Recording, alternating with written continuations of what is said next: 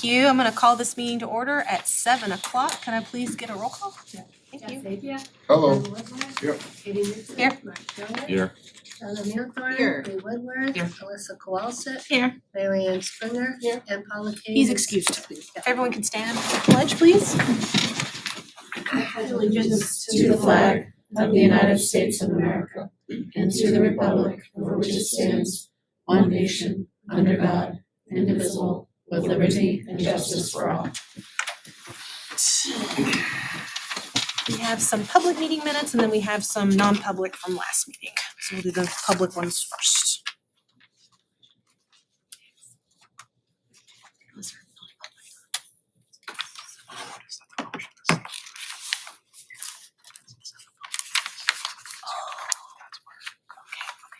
Thank you. I was going to say. Yeah, me too.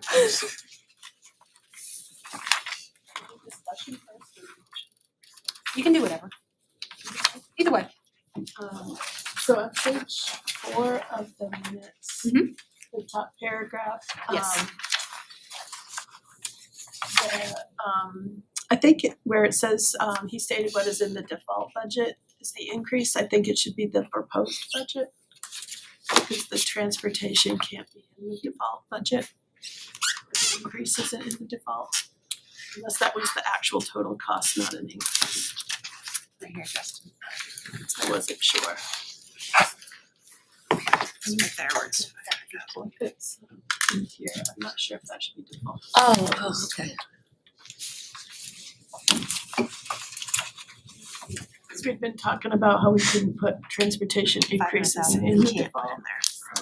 But special ed we can. So you're correct, Mary Ann. The increase per route is not in the default budget. Correct. What is in the default budget is the special education Yes, increase to transportation. yes. Okay. Thank you, Marion. There's no change. Just Default. Or no. so the $500,000 increase is not in the default budget because that's what we cut last year from transportation. Regular transportation, we can't put that back in default, but the special education we can. So do I change default to proposed budget? Hold on, I I think. thought he had said just the increase, not the whole thing, but just the increase was in the default budget. The increase of the 500,000 that was That- removed from last year. That is there. That is in the default. Yes. Yeah, so that's, But the per bus increase by contract is not. No. And I'll also notice in another correction at the top of that paragraph, Linda, it says that there's a cost of $20 per day per bus. Yep. I wish it was that. It's like a. Let me go, I'm gonna pull up that Is that exact an cost figure now. That's the increase. That's the increase, I think, right? That's an increase Oh, for that's the next year. increase from the next For year. next There year. you go. That was my understanding. That's about roundabout. Yeah, you just need to add word increase. Thank you for clarifying. Approximately. Yeah. We did a number on that paragraph. okay.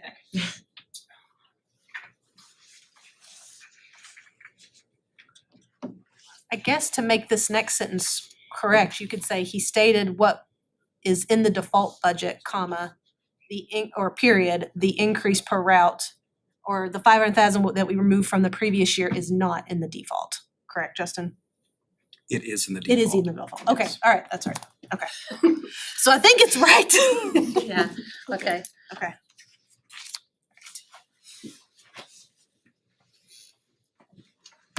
Any other?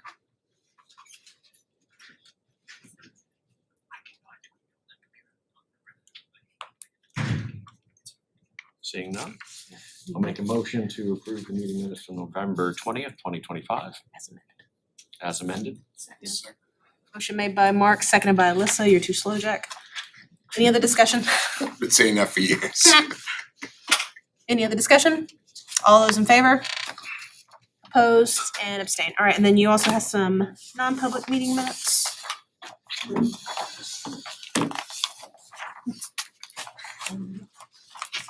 Sorry, we stuck together.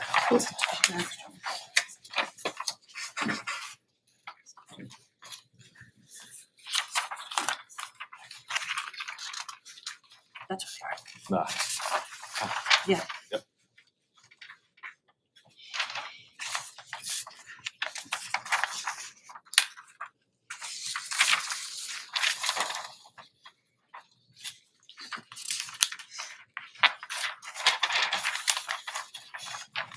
We have a motion to accept the non-public meeting of November 20th. I have a motion by Jack, do I have a second? Second. Second by Alyssa. I'll give everybody a few more minutes to read. Yeah, I possibly. see a typo, I'm just gonna. Okay. I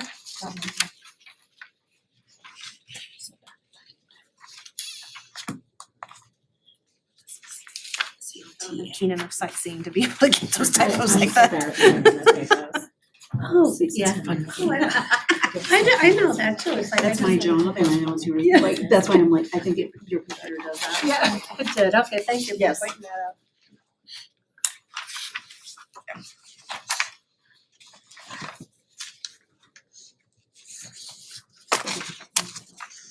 Okay. I guess that's the question. Change the D compute. It's just the wrong acronym.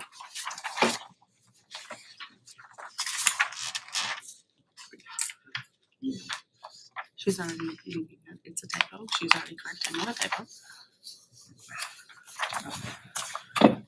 It's just a typo. Yeah. Why not? Poor Linda.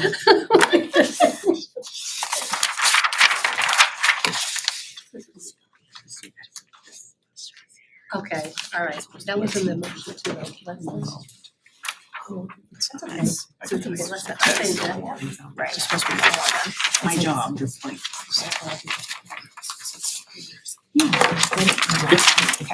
Yeah. Alright. So the motion is made, is seconded, Linda's got the typos fixed. Yes. Any other discussion? All those in favor? Oppose and abstain.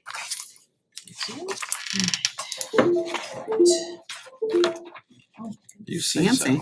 Alright, so we did have student, staff, and family share, but it sounds like we're Yeah, not some of the tonight. students and staff and families at Sandown Central are a little ill and are not gonna be able to make it this way tonight, but we'll have to reschedule with them. Okay. Stay home, be well. Alright, So, delegates individuals, we have Mr. Sapia. Just call me Jack.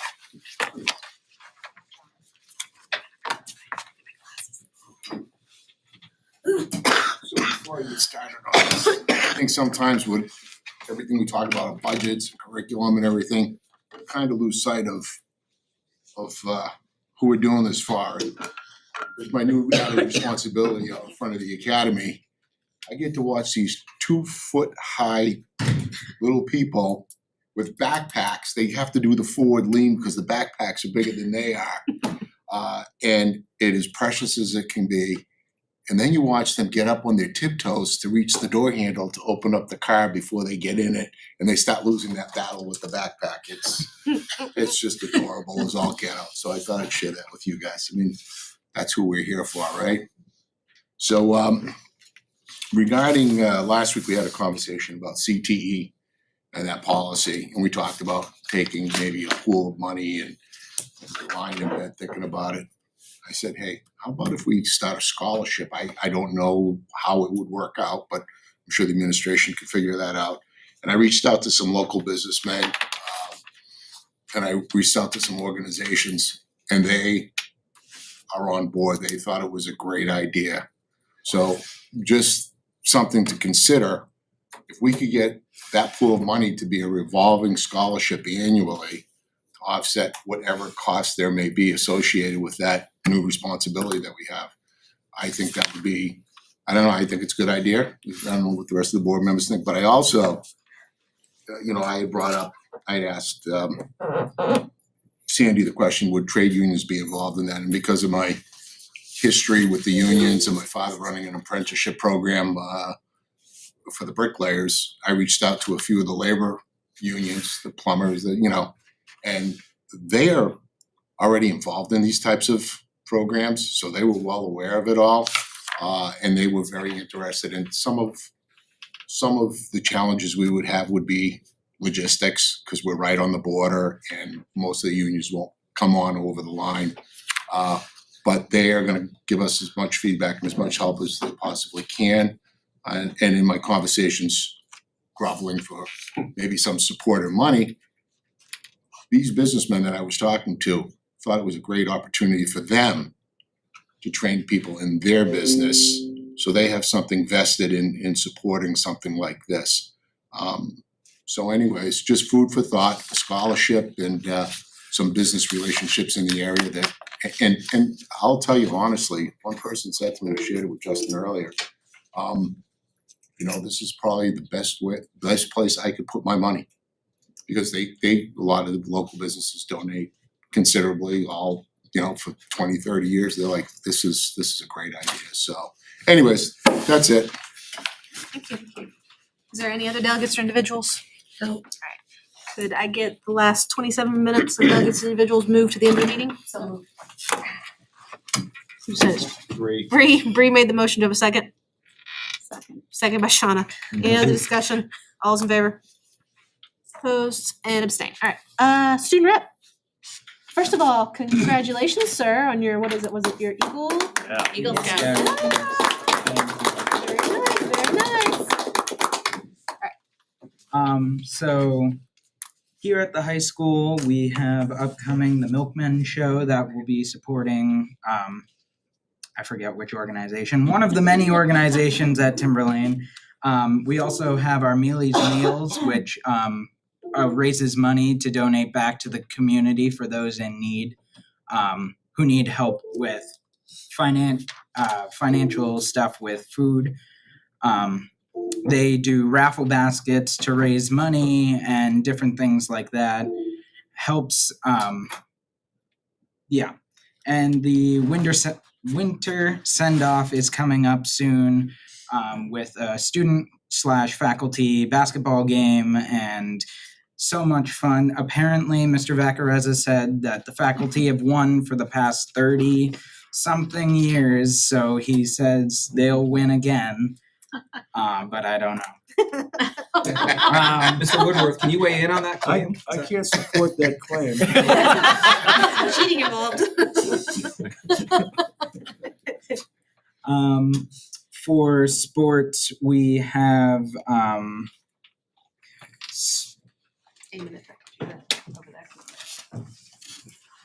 sports have now begun, and sporting teams are completing tryouts and getting ready for the regular season. Longtime counselor and wrestling coach Barry Chulgin will be honored in the upcoming December 17th wrestling match versus Pinkerton Academy. We encourage everyone to come and support Coach Chulgin and the gym dedication. At the Performing Arts Center, the New Hampshire Music Educators Association completed the audition process for all of its annual festivals. The Timberlane students came out on top. 9 students were accepted into Jazz All-State, 25 students were accepted into Classical All-State, and 12 students were accepted into Chamber All-State. In all, Timberlane received 46 acceptances, the most of any school in New Hampshire. Very nice. Ooh. Great. Music District is incredibly proud of all of our students who auditioned for a spot in these festivals. A shout out to some top scorers in the state, Evan Courier on jazz vibraphone and Luke Swanee on bass voice.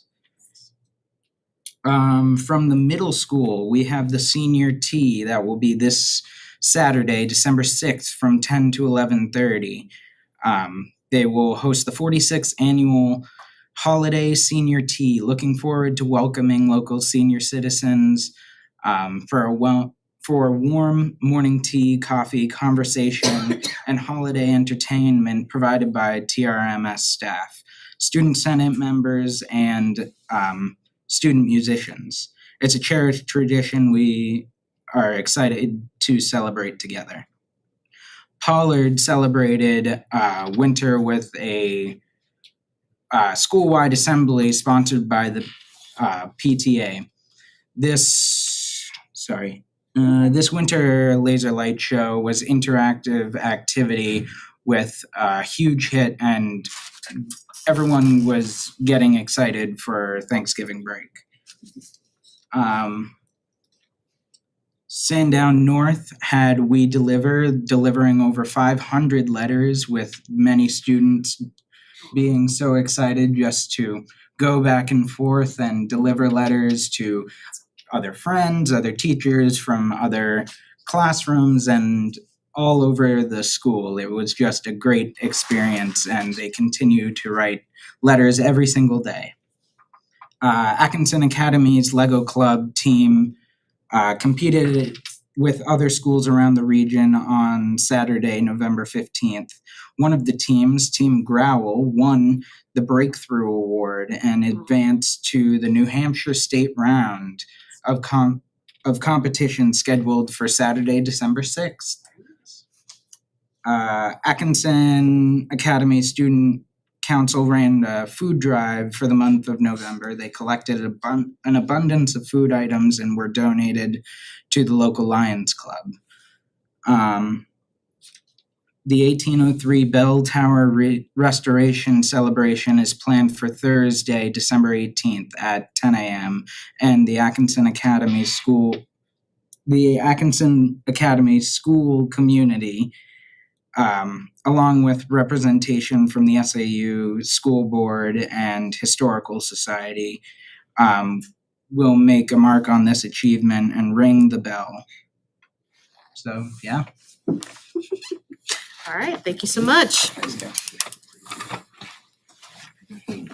Got a lot of high achieving students in the district. Very nice, very nice. All right, next up is current business, and I believe we have some energy efficient lease project. This is something that was tabled from last meeting, and I believe we have EEI here, but you wanted to say some We things do, first? absolutely. So really two things we're looking to do tonight is we have Chris Roy with us, who I know a lot of you have met before, and he's really the kind of guy that's on our campus and has lived here for the last 3 years working with us, and Mike Davey as well from the background. And both of them are going to present not only just scope-wise where we are in terms of the entire lease project, but the first order of business I'm going to ask Mike to speak to is what Dr. Martin brought before the board last meeting.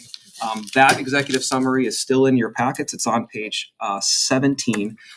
And really, to kind of frame what we're looking at here is, if you remember, we've entered into phase 1 of the lease, and the board has prepaid that and is off the books.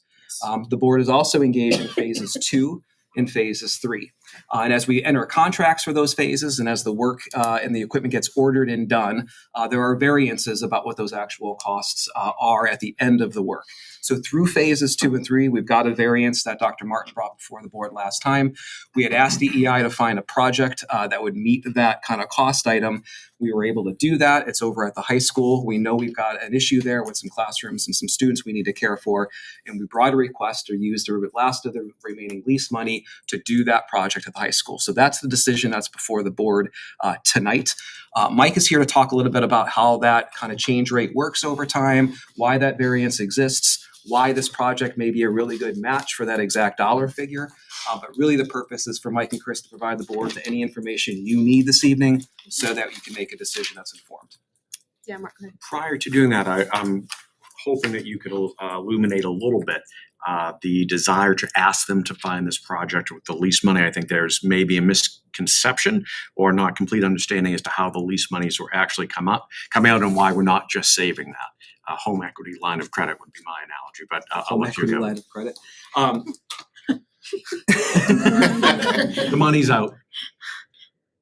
You go ahead. What's your analogy? And let me see if I can. My comment. analogy is we've taken the money out for the lease similar to taking out a home equity line of credit to do certain repairs and fixes.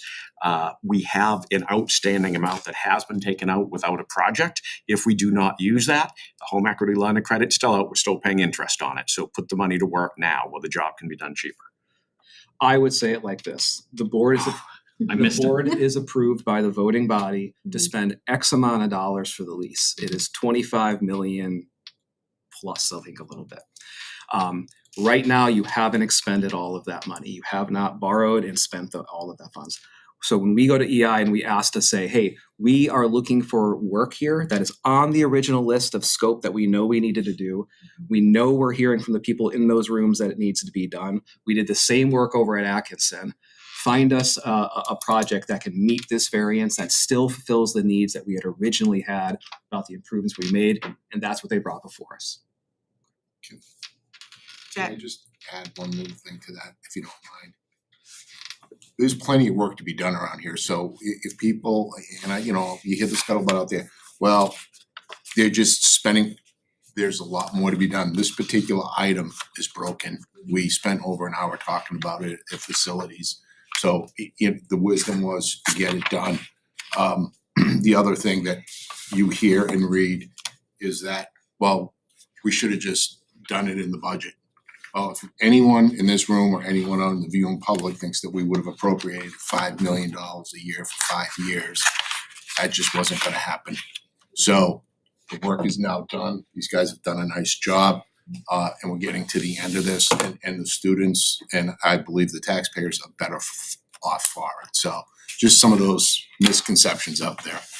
Mike, is there anything that I presented as the frame or context that you would want to correct or That get? completely makes sense. Okay. So, yeah, I think that addresses that issue, and then the other thing we just brought is a few photos of kind of this area to kind of take a peek at, so you can get an That'd be idea. great, thank you. And then, but I think that addresses the finance piece of it. Just a quick reminder, and I think this is phase one, was focused a lot on lighting and the worst section of the middle school roof. That's completed and paid off. Phase two, which is also completed, was the high school windows, most of the high school roof, most of the high school dehumidification units, and HVAC controls. We are in the middle of phase three, which include Atkinson's HVAC rooftops, and Sandown North controls. And we have some good, a lot of this stuff is on the roof, so it's kind of hard to see it in some buildings. So we're gonna give you a pretty cool aerial that was provided by, who was that? Dean? Dean. Thanks, Dean. Thanks, Dean. And then phase four and five is the remaining portions of the high school roof, another section of the Atkinson roof that is in really bad shape, the PAC HVAC roof and controls, Pollard HVAC roof and boilers, Pollard HVAC controls and boilers, and Danville partial HVAC. This was what the Atkinson roof looked like prior to this phase, where you can see the belfry is kind of deteriorating. There's this abandoned chimney that is deteriorating. The roof, there's roof ponding kind of across it, and then there's a really old gray air handler in the back. This is what partially the way through Atkinson looks. This belfry has been completely restored. I think I mentioned last time, the oldest continuing operating elementary school in the state of New Hampshire has now been restored. We took down that chimney. We've replaced that old gray rooftop that you saw in the back with these new ones. And then in this far section, there's a massive ductwork on the roof. That's the spider, we call it the spider unit. That has a ton of rooftop ductwork, and there's a fan in the middle of that ductwork that's almost impossible to get to. And so as the next phase, we're gonna rip all that roof ductwork out and bring that into the building, and continue to get rid of a lot of the older fans. So that is what Chris is planning for this summer. And here's the belfry now, fully restored. Yeah, that's a pretty impressive photo, so thank you for taking that, by the way. What we've also been working on is designing phase 4 and 5, which is, there's a heavy focus on Pollard. We have standardized on the Daikin rooftop equipment. After we bid out in facilities, we reviewed 3 or 4 alternative equipment, and we've selected that as the standard bearer, so that the district will have, it's the most efficient unit you can buy, and it's the largest HVAC manufacturer in the world, so there's readily available parts. So we're designing Pollard to match what was just installed at the high school and Atkinson. We're designing high efficiency gas boilers at Pollard, which will be like the units that we have at the high school. And this is again showing that there's a variance from this ongoing work of, it's hard to see here, but I think it was $296,000, and we talked about using that to do AHU2 at the high school. So that, I know there's a long meeting, so I tried to hit the highlights. But. Anybody have any questions for these two gentlemen before us? Yeah, but go ahead. And so with that recommendation of the HVAC at the high school, you're already doing roof work on there in phase 4 and 5, is that correct? And so you would already be utilizing similar cranes, equipment, things like that. Should be some economy of motion there, yes. Okay. Yeah, Mark, go ahead. Question, and it was brought up the last time, looking at the dollar figure, 296,043 and 45 cents. That's very precise, that's very particular. What does that entail? It seems to, So- is that a coincidence? Please explain how this came about. So we tried to, we had originally, when we were hired and meeting with the, I don't think it was the facility committee, but there was a special committee to look at Yeah, all, There was. facility committee. Previously called the construction committee. Construction committee, correct. So we had identified $100 million worth of potential projects and needs that included everything from renovating the locker rooms to at the high school, bathroom upgrades, window projects, building envelope projects, siding at the high school. We narrowed the focus to the amount, back 4.5 years ago now, there was such deterioration of the HVAC and the roofs that the committee and then the voters decided to kind of approve a 25 million lease with a heavy focus on HVAC, boilers, some of the worst windows and the worst roofs. And so we kind of took out of that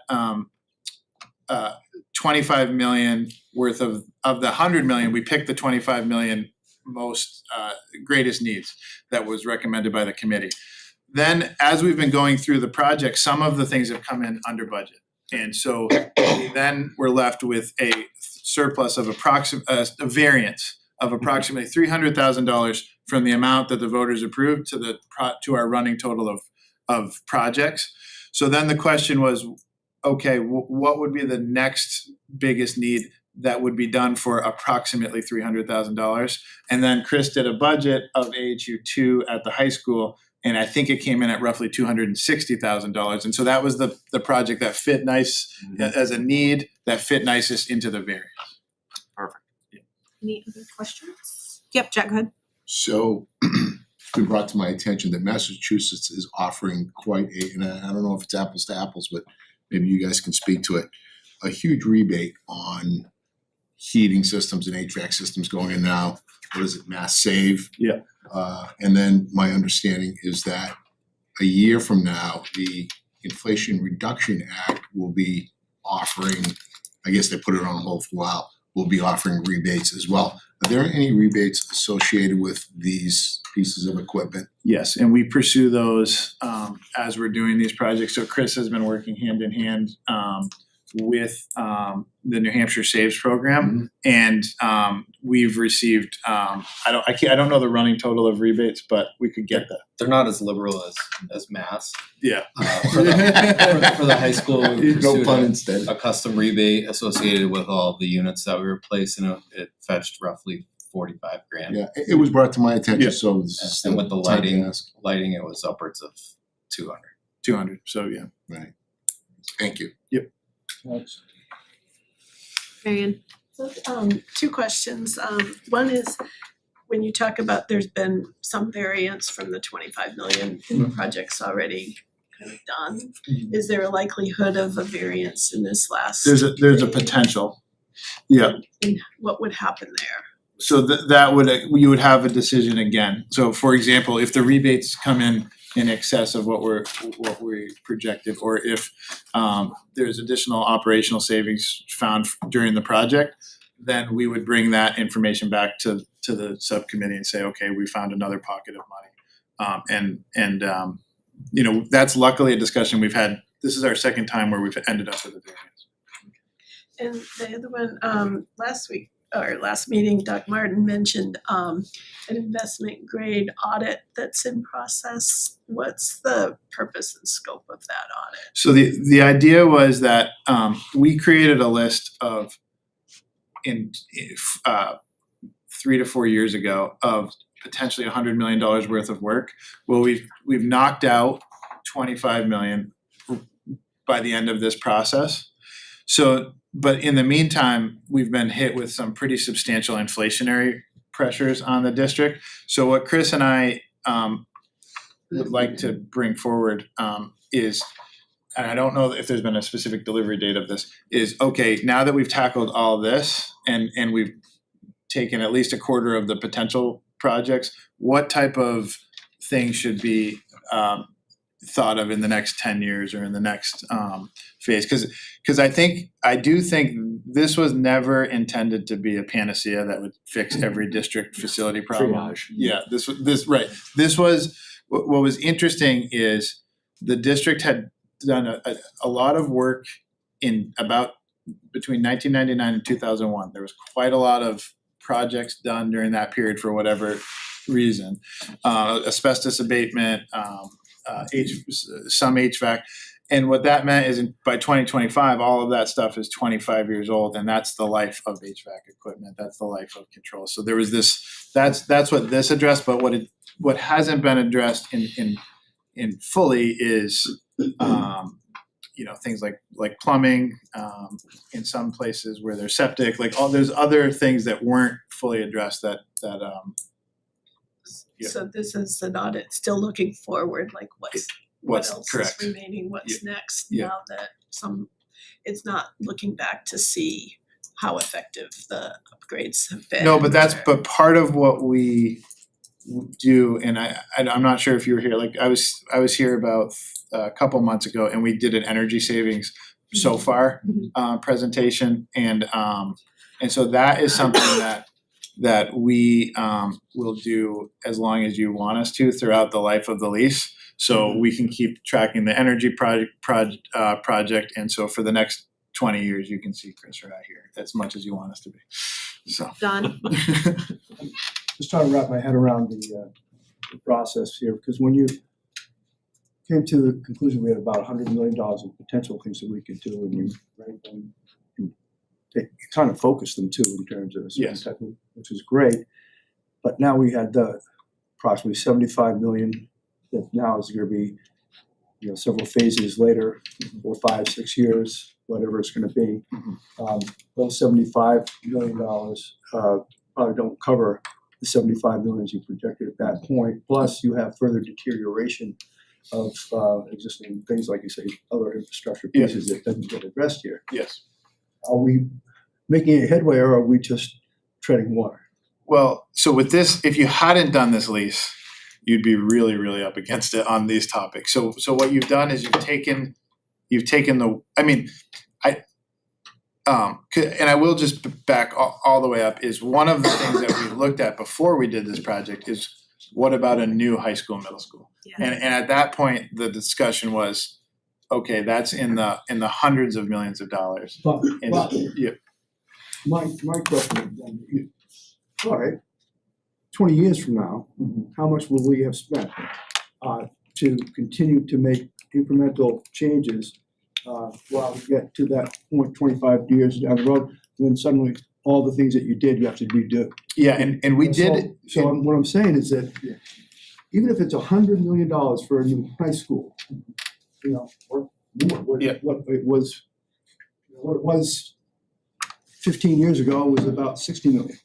Right. Right, and had we done that, we'd be ahead of the game. But where will we be relative to, a building that's doesn't need, tremendous upkeep to the level of $25 million every 5-6 years? I will tell you, at the time, we fully vetted that question with that committee. So we didn't just say, here's a project. We went down life cycle cost analysis. We talked about likelihood of it passing, and then we talked about investing in it now, and that's why this project was brought to the voters. It was very vetted at the time. I mean, it's probably a question that should be done at some point again in the future, but I think at least at that board at that time, and then the voters said, let's invest in these buildings with the plan. Are you gonna follow up to Don's? Yeah, just to follow up on this a little bit, I was a little bit involved with that as well. We talked about that. And it's one of those things, long-term financial making a plan that makes sense long-term financially or short-term. So it's kind of like a used car when it starts needing new tires and brakes and struts. We felt that the district did not have the appetite to buy the car at that stage. We were just putting in fixes. So what are the most important fixes? Okay, transmission's leaking and we need brakes. And so that's kind of what this is. Jack. You like that one? So I just to reiterate what Mark said, I remember those conversations really well. It was and I know that particular board struggled with, should it be 50, should it be 35, should it be 25? And it was what the taxpayers could bear at the time. One of my concerns around, not necessarily the audit, but we did all this HVAC stuff all at once. It's all gonna come to life again, right? So how do you space that out so it doesn't impact the taxpayers? Like, I think we do things over time. I would love a new high school. Trust me, I would love a new high school and like a new gymnasium and a new health center, but that's not reality. And how do you space that out over time? I think one of our, if I had to say a mistake, whatever, we had roughly $30 million worth of surplus. We could have maybe chipped away at a little bit of those more pressing issues, but hindsight's always 20/20. Moving forward, I think we come up with a plan. This is just me talking out loud. I was like, did you actually have a question or are you just talking? Yeah, no, that's right. Well, that's, thank you. That spreads it out over time. Well, we're talking about how we should approach this. So my opinion is you strategically place these things out, kind of how we're doing the CIP now. So it doesn't, you don't want these peaks and valleys. You want a nice steady ride on the budget. And that's my point in all this. But as I look at all the great work that's being done, and there is a lot of good work being done, it's like all gonna come to a head again. And the one last thing I'll say is, my understanding, and I've had a conversation with a few administrators about this, that if you want to approach, say, a new building in 25 years, now's the time to be putting together the plan if you wanna get matching funds or any type of funds for that. At least that's what I've been told. So something else that maybe you start looking at. All good talk. Or today, we need to get back to what we're gonna do if we're gonna do this, fix this unit at the high school. Yes, at the high school. So is anybody have any other questions for EI? Anybody wanna make a motion? Yep, Bree, go ahead. So in all of these different phases and all of these different projects, have you, when doing these different various projects at different sites, come up against a wall, come up against a problem, hit like a stumbling point of, oh shoot, there's more to this than we originally thought and had to. So far, our projects have come in on or under budget. So we take a lot of time to vet these beforehand, and then with this model, it's a design build approach, so we have responsibility. So a lot of times when you hear about change orders, I don't know if anybody saw WMUR today, but I think there's a state hospital project with a $10 million change order that there. A lot of the times those come out with when those scenarios, we have a turnkey responsibility with this contract type. So it's highly unlikely, and we have not, 2/3 of the way or 3/5 of the way through, we've had 0 times where we've had to come back and say, oh, we need additional funds. It's really our responsibility to get it done for this budget or less.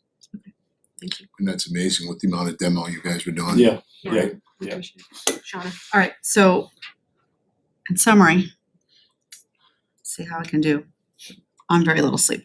So we have an air handling unit, an AHU, which I just learned the acronym as I'm reading this, that is broken at the high school.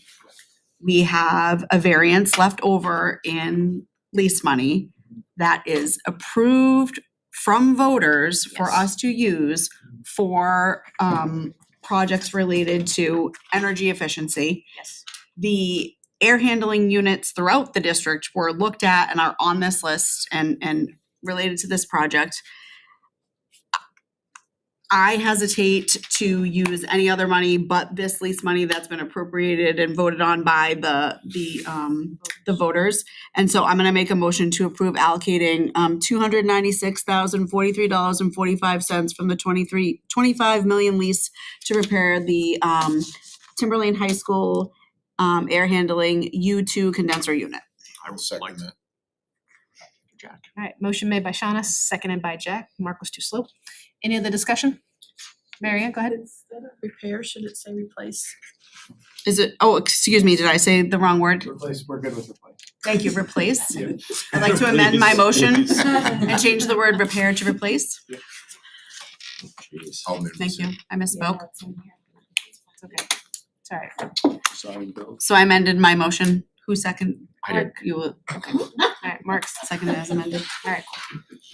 Linda, you good? Yes. Okay. Any other discussion on this? Just if this so this will be folded into phase 4? 5. 4 or 5? Yeah, 4 or 5. And if phases 4 and 5 come in under budget, which would be awesome, then there'd be the opportunity to identify another project to Usually that's at the facilities. facilities. Yes. Yeah, so we can do it again possibly. I think same thing, Marion, we would go through the same process and then bring something here for the board to consider. Thank you, guys. Any other questions? Discussion? All right, all those in favor? Opposed? And abstained. Okay, thank you guys so much for coming in and all the work Appreciate you've done. Thanks, guys. Mike and Chris, thank you both. Hey, Thanks. have a good holiday. Thank you. Okay. Right, next up is the high school program of studies revisions. Hello. Mr. Pedersen. Talk about learning. Woo-hoo. Good evening. Hey, Mark. I have before you the program of studies. There's actually 2 program of studies, and policy IGA states that no basic course of study shall be eliminated or new courses added without the approval of the board, nor shall any significant alteration or reduction of course of study be made without board approval. So I come to you tonight with those 2 documents, one for the class of 27, 28, and 29, one for the class of 2030 and beyond. Those 2 documents have been worked on by high school teachers, high school CIAs, high school administration, as well as then 2 reads at curriculum and assessment, the last one being last night. And so changes from curriculum and assessment were made. So hopefully Kelly changed the your board packet, because the original one, some changes were made, and then so you have new ones there. I did adjust the executive summary to point out exactly which changes kind of fall under that policy IGA. And so you'll see that there's a column that with yes and no's or Y and N's. And so those changes that are kind of the most significant that fall under that policy, I indicated with a Y. So those are really the ones that kind of need the most attention. Every year we update the program of studies with, finding errors, finding little grammatical things, changing names, changes of those. So that's not really significant change, but I would just like to point out some of the more significant changes. That first group of items that in your executive summary that I've changed are those in both programs of study. So both the ones for 27, 28, and 29 and the one for 2030. There's some new language about the alternative diploma. There is the archiving of film studies. And if you remember that what we started doing a couple of years ago is archiving a number of classes that we are no longer offering. And this is partly due to just low enrollment, low interest. It's also due to when we lose staff and or lose funding and have to reduce staff, we can't offer classes.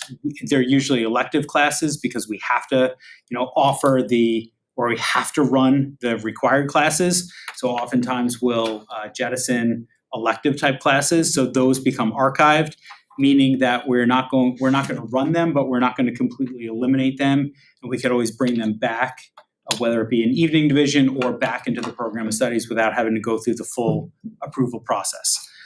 So we did archive film studies this year. We also made some changes in language to a number of classes. I know it says add English 1, World Lit, American Lit, Portfolio, Short Story, Studies in Civics and Econ, World History, and American History. It's really just a renaming of classes that existed as resource classes that were not officially in the program of studies. But we're trying to make the language all the same. We had already had classes called Applied Biology, Applied Physical Science, Applied Geometry. And so we're trying to make all those similar type classes with the same nomenclature. So we added those classes. We changed personal money management to become non-level because starting in the class of 2030, that class is now going to be a required class as part of the ED 306 rules. So we changed that class a little bit. We also changed public speaking to become public speaking and presentation. Again, this is part of the ED 306. The ED 306 rules, starting with the class of 2030, requires a logic and rhetoric component or credit. And we felt like kids need that ability for public speaking, and we rolled both public speaking and that logic and rhetoric requirement from the state into one. And so kids are going to be required to take that class. We changed Algebra Lab to Applied Algebra 1 with Lab, again, for the nomenclature. Journalism, we actually reduced that to a half year, half credit, because we found that just things have evolved, things have changed. Kids are no longer producing a physical paper. In that class, they are still producing journalism type documents, but they're online, they're more digital. And so there's less time being spent laying out that physical paper. And so they feel like they could get through that entire curriculum in half a year versus a full year. It actually gives kids an opportunity to take an additional English half credit elective. We did some work with the NCAA, getting courses approved and kind of figuring out and cleaning up that hadn't been done in a number of years. Again, a change to the applied geometry. We did some work with that. We did some changes to the alternative credit. Again, with those ED 306 rules, there's quite a number of changes when it comes to alternative credit, ELOs, things of that nature. So we cleaned up that language. And then the last sort of major piece in both of those is just we took away the computer science technology pathway option at Salem CTE, because it's exactly what we offer here at Timberlane. We offer AP Computer Science and AP Computer Science Principles, and kids at Salem CTE for Computer Tech were being offered those exact two classes. So rather than send kids to Salem to take them, we can just keep kids at Timberlane to take those exact same classes. The rest in that first top is really just minor changes, nothing that really needs board approval. And then the next little grid is those for just 2030 and beyond. So, again, you'll see there's two different programs of studies. The major ones that I just want to highlight here is, and probably the biggest one for families and students, is on page 19, there's the diploma planning worksheet. Where because of those ED 306 changes that I referenced, that kids are now going to be required to take a different number of credits. Kids are going to have to take a different sort of compartment of social studies classes. Kids are going to have to take that the public speaking and presentation for their logic and rhetoric credit. Kids are going to have to take personal money management or personal finance. And so you'll see in that diploma worksheet that we actually went up by a credit in each one of our three diploma tracks. So that's kind of the biggest one. And then there is also going to be a class, New Hampshire History, coming to you eventually. That one is going to be for juniors and seniors when the class of 2030 becomes juniors and seniors. So we're working through that, and that's got to go through the process and go through curriculum and assessment and come to you eventually. And same with constitutional law. We already had that class, but we're just doing some tweaks to that. So those are, again, the kind of the biggest changes. And I know yesterday at CNA, I said that The Salem and Pinkerton changes I hadn't gotten done yet. I worked on them today, and so those are all reflected in those documents in front of you. So there's 2 programs to study for you for first read for tonight. I'll be more than happy to answer questions tonight, but I will be back on the 18th to answer further questions. Anybody on the curriculum assessment committee wanna speak to anything else further than what Mark's already done? Not really sure I could do it any more eloquently. This is Mr. Pedersen's, This is his jam. this is his jam, This baby. But I will say the astronomical amount of work that's gone into putting the program of studies together for 2 different diploma tracks, essentially, right? Because we've got some that are in the middle of one set of rules and the incoming freshman class that'll be in front of another set of rules. And I'm just really grateful for all of the work that's been done and put towards these programs of studies, and I think they're fantastic. Yeah, to add to that, I think it has been a lot of work, and it's been done not only the volume of work, but in a very efficient way, so that we took, or we, I shouldn't say we, but they took the courses that we already had to see how do they fit the new requirements, and do we need a whole new course? No, we can accommodate that requirement with this, and also incorporating the credit awarding based on competencies, putting that in, referring to the policy. I think there was a lot of really good quality work done, and it was a lot, so it's appreciated. Just wanted to thank the committee in general, you specifically. This was overwhelming whenever you get a packet over 200 pages. I appreciate the executive summary to kind of highlight, where to go and some of the major changes. So thank you. I don't know how you laid out this pile of work so efficiently, but thank you. Bree. I just have a quick question on the computer CTE with the Pinkerton, because in the past, it's been said that we cannot have our own program because of surrounding towns and they control who has it. So not that it's like getting around that, but how is that being able to be done by offering it here while they still have it? So I guess my answer to that is, in the past, Salem's computer science program used to be different. They've changed it over the years to just turn whatever they're offering for computer science into AP. They've basically just run AP computer science, and that's their computer science. So we felt as though, because we are also offering those classes, that why send our kids over to Salem to take the exact same classes that the kids can take here? It's just Salem has just over the years, like Salem and Pinkerton, they just change their courses as they see fit. We don't really get a say in what courses they offer.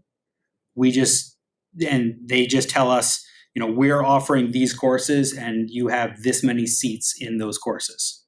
And so over the years, like in probably, even 5 years ago, their computer science classes were different.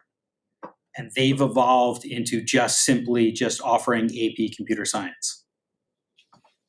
I don't know if that really truly answers the question, but that kind of gets to where we are and why. But we're not holding seats saying for like other schools to be like, hey, we have these classes, you can come over. No, so right? we are not allowed, we are not That's the CT, yeah. we are only a sending district, we are not a receiving district. And so if we can't become a receiving district because Salem's already doing that. So my understanding, Yep, I'm good now. Did you, Dawn, were you wanting to ask a question? Yeah, I just think there's gonna be an education for the freshman group coming in. Oh, yeah. And come to terms with, understanding competencies, how they are, how they appear, how people come to and said that this is how you're gonna earn your credit. How that's made clear to parents is gonna be an important aspect of what we do. Knowing that we're not jettisoning, not getting rid of our A, B, C traditional grading piece, but we are using that for credit. We're using the competency piece for credit. So it's a little confusing on the surface. So I think this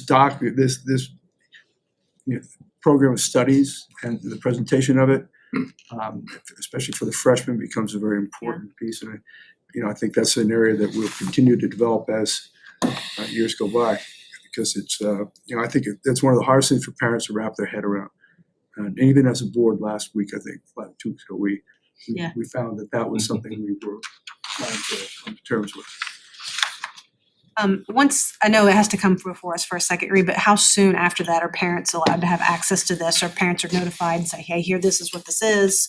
So typically what we do is after that second read and it gets final board approval, it will go to print, and we have significantly reduced the number of printed copies. Okay. Just for budgetary sake. Yeah. So we will send it out to print over the break. All incoming freshmen, so all 8th graders are gonna be getting a hard copy. Okay.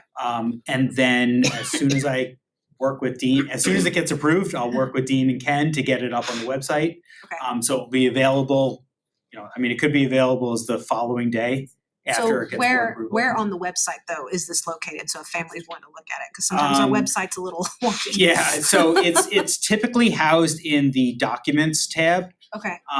We can put it, out in Forefront. We can also send it, digitally or link, in an email to home.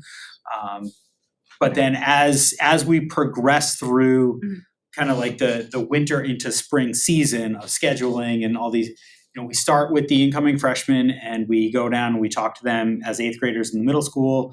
We talk through the process of selecting classes. We walk through the program of studies with them. We encourage them to go home, talk to their parents about it. And then that process continues with the current 9th, 10th, and 11th graders. And we reference the online, aspect of it. Okay. I think to Don's point, we are going to have to do more to just ensure that people are truly understanding what it means, and that credit is tied to competency, and competency is tied to credit. We already have started that process with the teachers at the high school. We've been a little bit further with the high school teachers than we are with the middle school teachers, but we've kind of laid some groundwork with some middle school teachers on it. I think we just need to be a little bit more explicit as we go into that season of course selections and things like that. Just to kind of change a little bit of how we do it, and we already have that kind of planned out. Okay. Sorry, Fly. Go ahead, Jack. I thought you were gonna go over backwards. Has there been any thought about bringing parents in, into the PAC Center and having a seminar? Because you do, okay, good, because this will be my This is- kiddo coming in. He's an 8th grader this year, so. I think this is a big do an deal incoming for freshman parents night. to wrap their arms, because We do. I can envision somewhere down the line, someone saying, well, I didn't know about this. So there is the parent night, and we've already talked to Maura about having at least a little bit of time during that parent night. I will say years ago when we when we started doing competency reporting, because we've been doing competency reporting and alphanumeric reporting for years now. Yeah. We've been reporting on both and I remember years ago when this first came out, we had a parent night to kind of explain to parents what this whole competency reporting thing was. And I want to say there was less than probably. There were 3 families. I think there was, I get it. So I get it. I think it's going to be a little bit more when you start talking that it's credit bearing and it weighs a little bit more. I'm willing to have those parent nights again, and I don't want to take too much of the time that Maura uses to talk to families about, the transition to high school and pieces of that. But there is a plan to at least do a little bit of that at that night. And so I think we can host further parent nights about it. I'll host a parent night every single night of the week if I had to. Have you all just thought about doing like a simple video that you could, where you all talk about it and put it onto your website, and So then they can just we're- click a link? I think We're meeting next week to Okay. put out a comprehensive plan of how we're rolling it out to all stakeholder groups that are going to be affected. Sorry, there's a fly somewhere that I want really badly to get rid of. So, Sorry. we'll, Go ahead. we'll have a comprehensive plan of how and when we're rolling it out to Okay. all stakeholder groups. Perhaps ready by the next board meeting. Okay. Don't hold me to that. We're gonna start working on it next week, so that's a work in progress. Yeah. I know you always do a good job, but anything we can do to make it like easier, like on the website or the link, because I know like participation would be great, but sometimes you just can't make it, so. Yeah. Okay. Any other questions right now?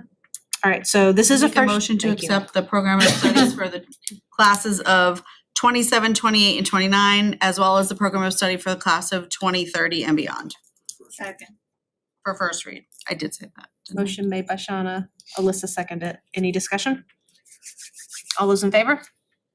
Oppose and abstain. All right, thank you so much. Right. Yeah, someone, we need something with this one. my water bottle. All right, next up is our default budget.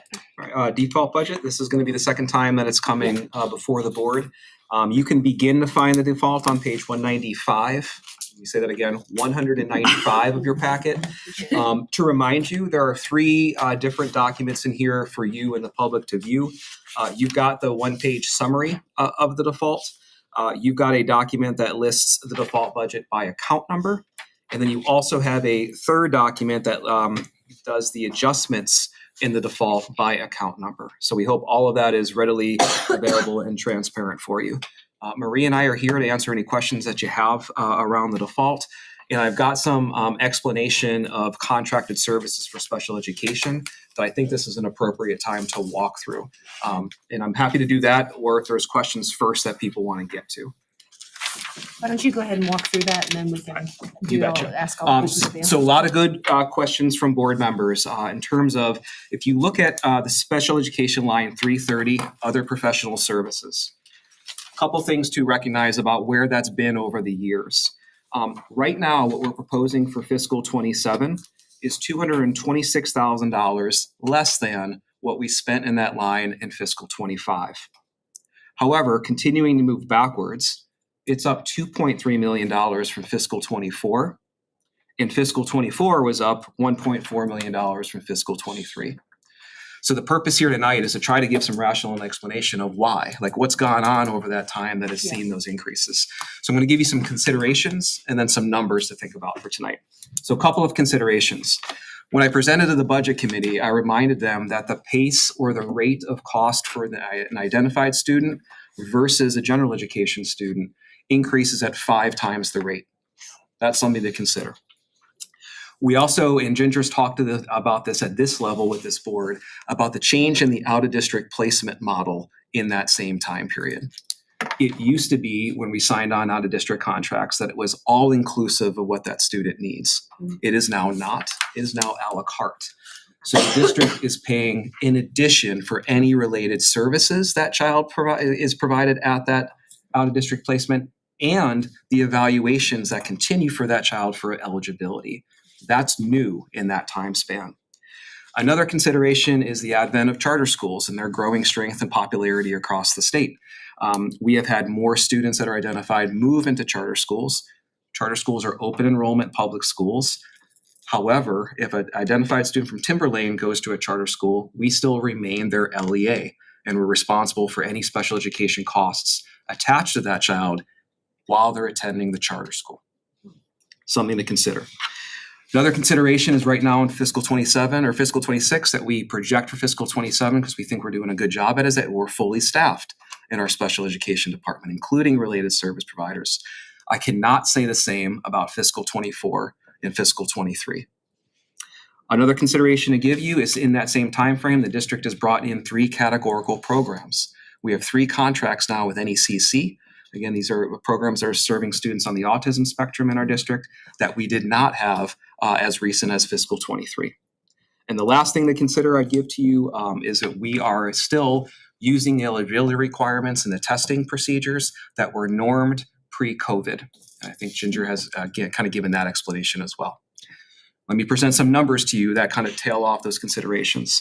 So let's talk about charter schools. Fiscal 23, we had 8 students identified in at charter schools. We currently have 20.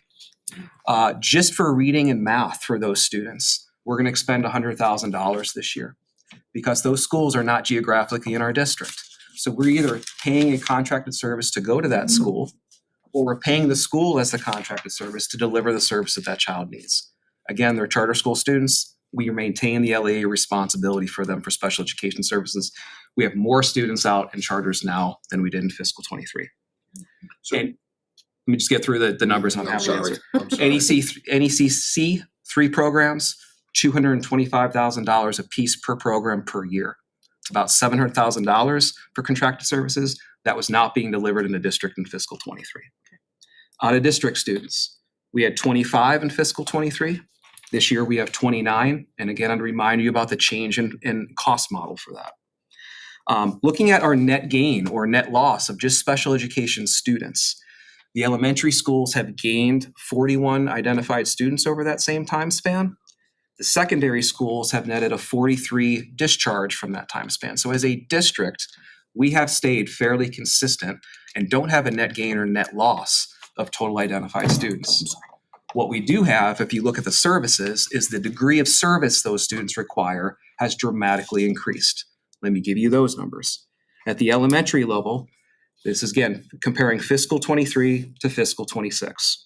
We have 10 more students requiring BCBA related service, 28 more students requiring speech and language service, 30 students requiring OT service, 6 more students requiring physical therapy, and we are on track to conduct 70 more evaluations this year, which would include our school psychologist, than we were in fiscal '23. That number is staggering. Middle school, we have 2 more students since fiscal '23 that need BCBA support. We need 9 fewer students that are receiving speech and language, and we are expecting 15 more psych evals this year at the middle school level. High school level, we have 9 more students that require BCBA support, 2 more students who require speech and language support, and we are on pace for 105 psych evals at the high school, which would be an increase of 10 to 15 since fiscal '23. So those considerations and those numbers of the types of services kids are going, I really hope illuminates why the contracted service line looks different in fiscal '27 proposed than it did in the fiscal '23 actuals.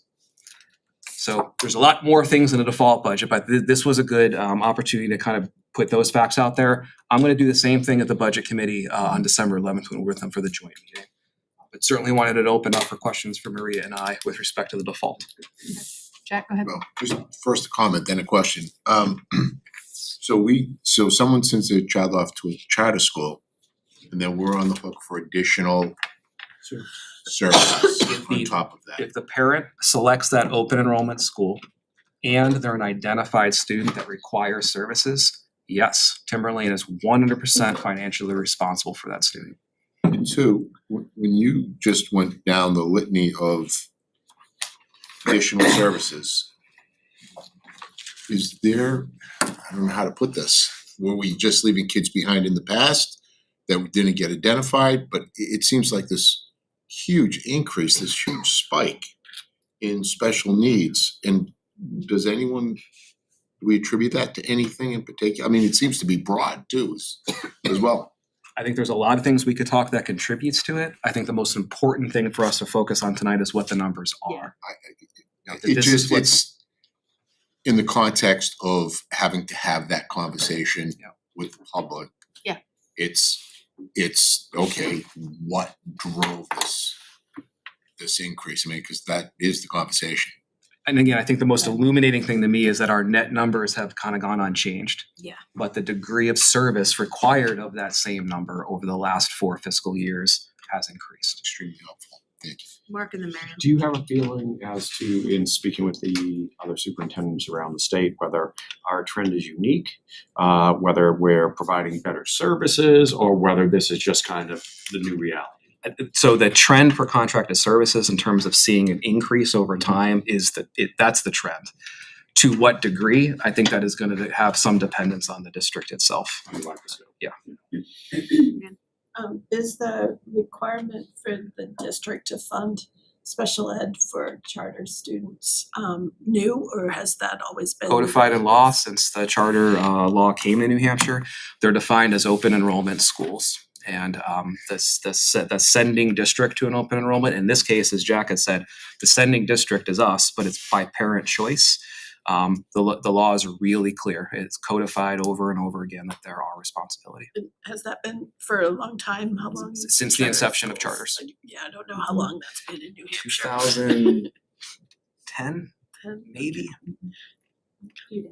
But you just look at the DOE website and look at the number of charter schools since 2013. I mean, it's gone from low double digits to, more than 40 across the state right now. So that has opened up a branch of choice that certainly did not exist 10, 15 years ago. And the criteria for identifying services hasn't changed, Hasn't changed. so. Just a quick question about the charter school. I know that's not what we're specifically supposed to be talking about, but you said if a child's already been identified and they then go to the charter school, it is our responsibility to pay for those services. If the child gets identified after he leaves, or he or she leaves and is identified there through whatever services they have there, Not only are they Timberlane's responsibility, That's still- they're Timberlane's responsibility when the referral starts. We're the ones doing the evaluations. We're paying for the evaluations. We're the one organizing the eligibility meetings. so even after they have gone over. Potentially till the student's 21. It could go on with more than in high school set of years. That's also It's true. 22. What is the percentage of students that are coding at this point? 22%. 22%. The state average is in that neighborhood? State average is 21.5%. There you go. I mean, that's why it's gone up. I think that over decades, the number has grown across the planet. Yeah, and again, I went to fiscal 23 because I felt like I could be fairly consistent and accurate with going back that far in those numbers. Just to circle back of was my question. Yesterday I attended a conference in Concord that the Department of Education and the Association of Administrators in New Hampshire held, and it was for special education and focus on business administrators. And there were a lot of the special education directors there, and it's all over the state. They all were expressing the same concerns that their contracted services have doubled or tripled in the last 3 years. So this is not a Timberlane thing, definitely not. So if the numbers have exploded and across the state, and the services are increasingly robust, and the cost is 5 times, the cost per student there's not a real comparison for the 80% of the traditional population, because as that 20% of the population who's requiring additional services, the services requirements are greater and more expensive to the factor of 5 times. The average cost per student is somewhat meaningless at this stage, because the bell curve is it's no longer flat. That's a great point. Costs vary. So that's one of the things with our, talking about our default budget.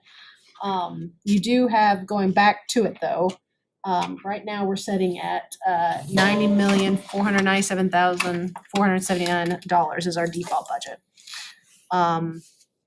If you'll look that, like we've talked about, it's a formula. We take last year's voted budget, which was $82,334,912. And then plus or minus one-time expenses in our contracted services. So that's what's sitting right now. So you've got salaries, benefits, special education, which Justin just spoke to, and transportation, our lease payment, and then, but you do have 2 decreases of special education tuition and one-time expenses. So this was also ran by legal to make sure that we were doing everything that we needed to do. This is good. Legal was happy with this. So this is our default budget. Mary Ann. So I still have a question, still on special ed, because the fiscal year 26 voted budget was $2,208,000. And we recently transferred $1.5 million from salaries to cover contracted services to bring it up to 3.7 million roughly. And we anticipate needing more money from somewhere else.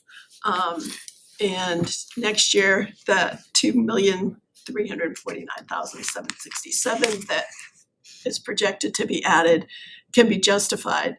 But there must be some level of money in salaries next year, like there was this year, that could offset that maybe a little. I don't know by how much, if there's anything we could take off from that. Yeah, so those positions that we just transfer last school board meeting, those positions are part of the voted budget. They were in the voted budget, so those positions are still under the salary line in the default budget, because positions are just transferred as they were voted. So they are there. So are we projecting needing for next year the 2.2 million that's in the voted budget plus 2.3 plus part of that 1.5? Is that fair assumption of the special ed costs? Yeah, all the open positions plus the contracted service line. I see what you're saying. Any other questions about our default budget?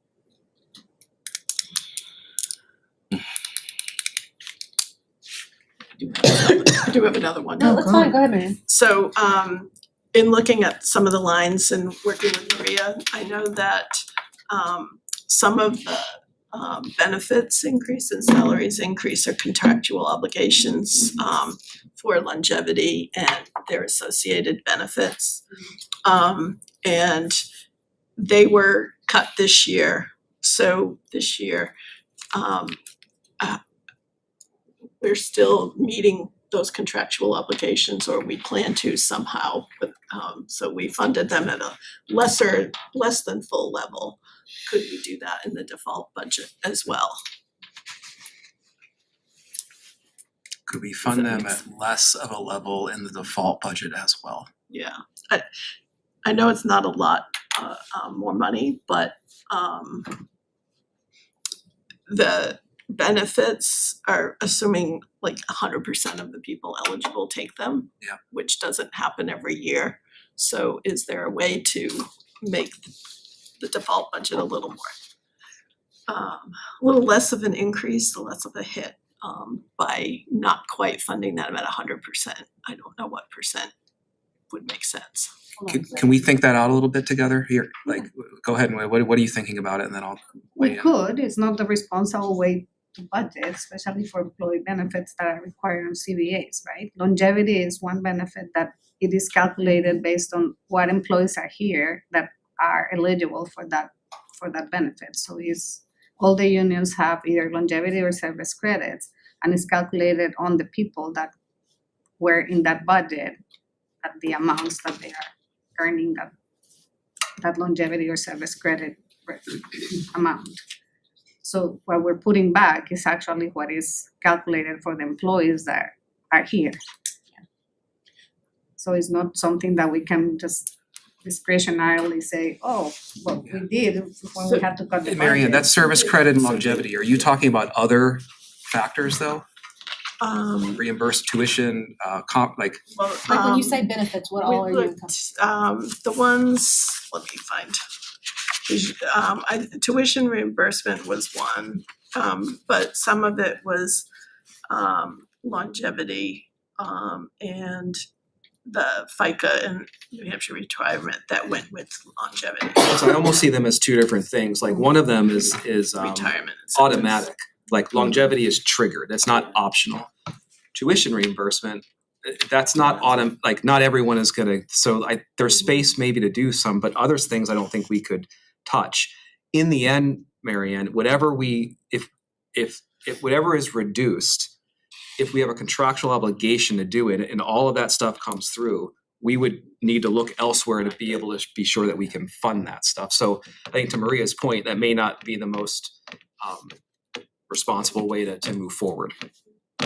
The other one that's similar, I think, to tuition is the retirement incentives, because not everybody who is eligible to get a retirement incentive is going to retire next year.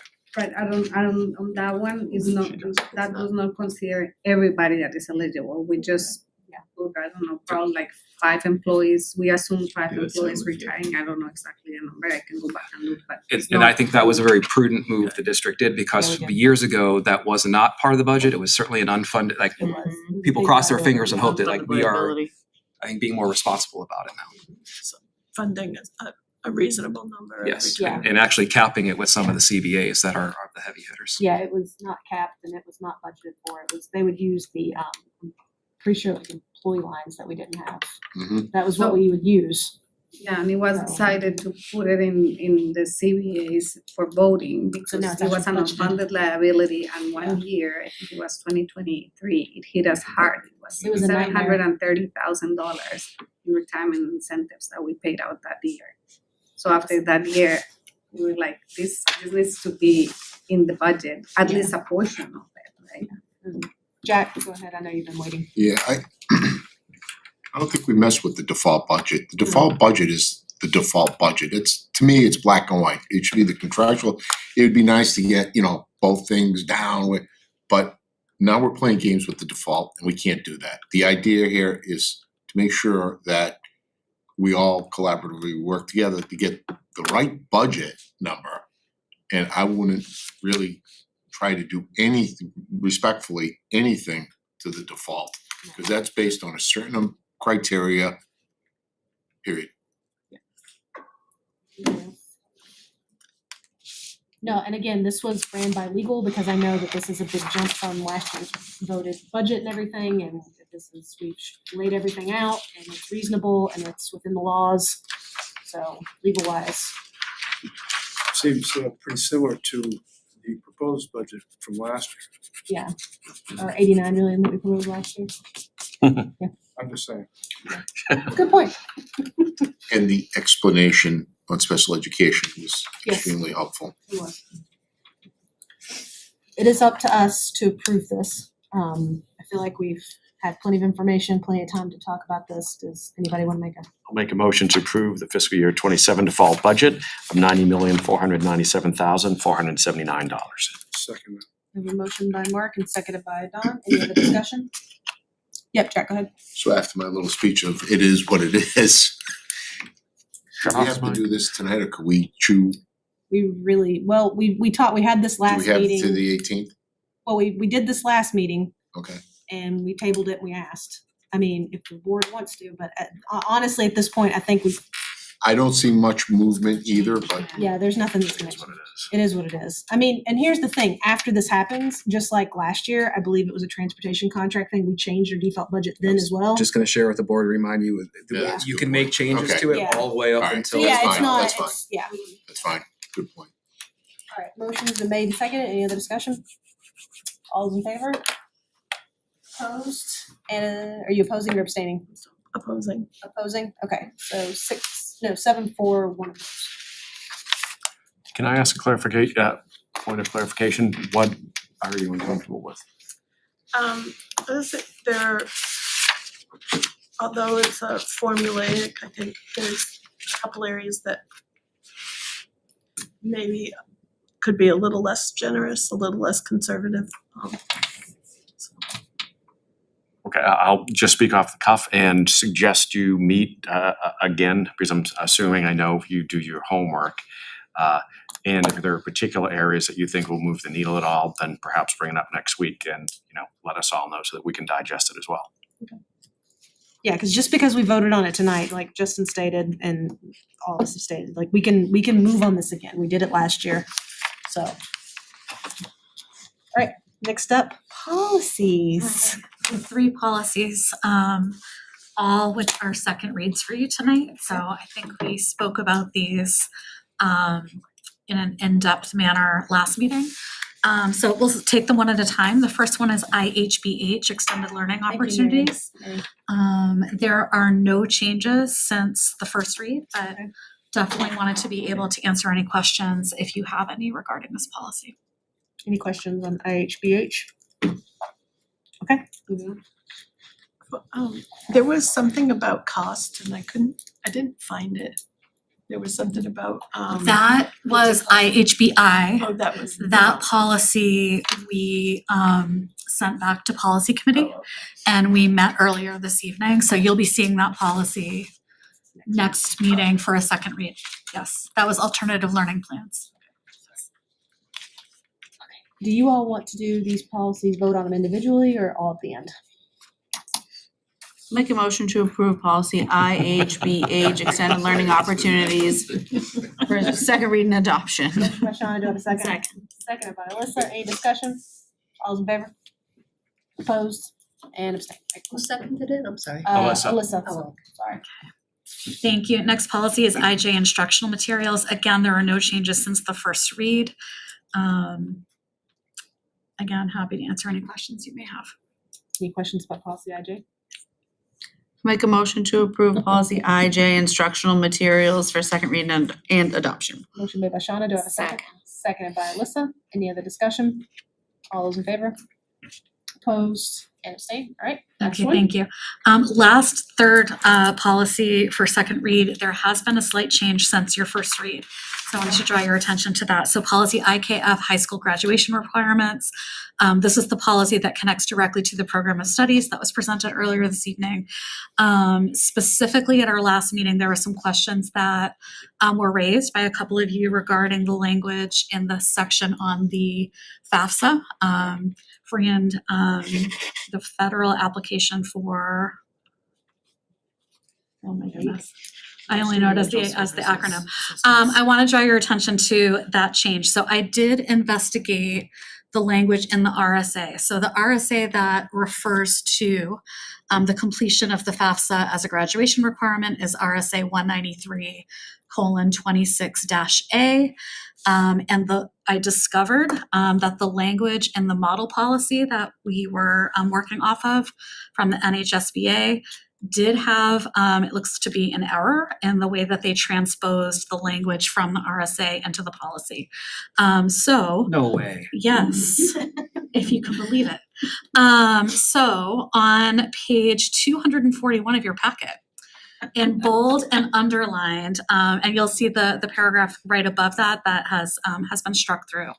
So specifically, the language that was in the model policy refers to the ability of a parent or a student or anyone acting on behalf of the student to request a copy of a completed FAFSA application, when in fact the RSA, and you'll see the language right here on what is replaced, speaks to it being a copy of the FAFSA, whether a hard copy in paper or online, so that the student can complete it, not a completed application. So we've changed that language. I so appreciate you pointing that out because we've discovered a few mistakes in this regard. So in any case, that is a change since your last look at this. And other than that, nothing else has changed.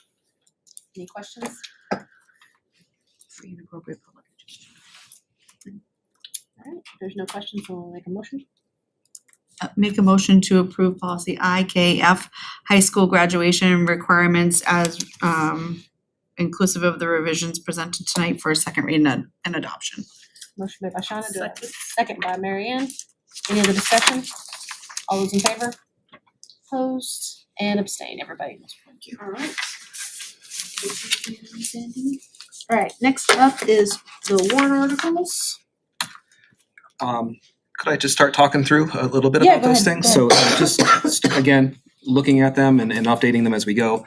Looking at Article 2, there's been a motion and approval for the default budget tonight. So the next time you see this draft warrant, that second X in there, you'll see populated with the number for the default that you've approved. Okay. Now I'd like you to move you to Article 11.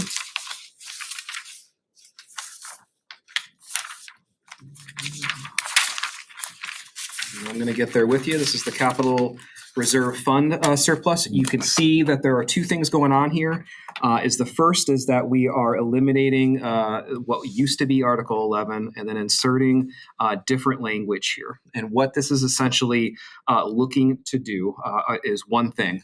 It is going to be taking closing the current accounts and moving the money in that account into the new account that this article is creating. And why we're doing that is it gives the board more flexibility and jurisdiction over the spending of those dollars. It removes the ability for you to be purchasing land, but I have not heard any discussions or privy to anything that that's the direction that we're moving there. It cleans it up for the DRA. When you see this again next time, I'm going to continue to work with legal counsel about adding another phrase there, because although this closes the account, moves the money and establishes a new account, it does not raise and appropriate up to $250,000 for this next coming fiscal year, which we still want to be able to do. So you'll see that there.